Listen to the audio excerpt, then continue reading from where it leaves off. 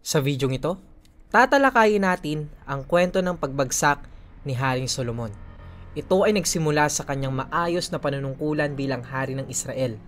Sa simula, si Solomon ay pinili ng Diyos upang maging hari at pinagkalooban ng karunungan, kayamanan at karangalan. Gayunpaman, sa kabila ng mga biyayang ito, nahulog si Solomon sa mga kamalian. Siya ay nag-asawa ng maraming babae mula sa iba't ibang bansa at pinahintulutan niya ang kanilang mga Diyos na makapasok sa Israel. Ito ay labag sa utos ng Diyos na nagbabawal sa mga Israelita na makisalamuha sa mga dayuhan at sumamba sa kanilang mga Diyos-Diyosan.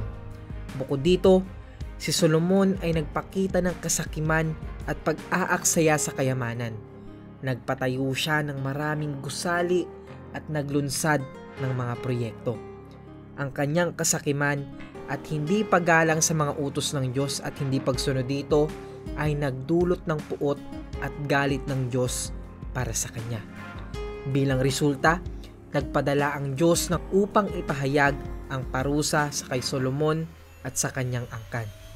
Ipinahayag na pagka namatay si Solomon, ang kanyang kaharian ay mahahati at ang ilan sa mga tribo ng Israel ay magkakaroon ng hiwalay na hari.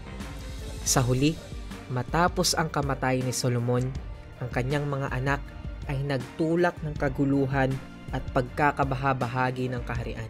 Ang nag-iisang hari ng Israel ay napinsala at ang malakas na kaharian at napakayaman na kanyang itinayo ay bigla na lamang naglaho.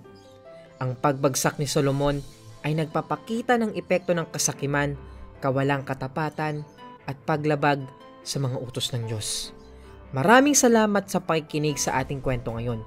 Huwag kalimutan mag-like, mag-subscribe at i-click ang notification bell para sa iba pang kwento mula sa banal na Biblia.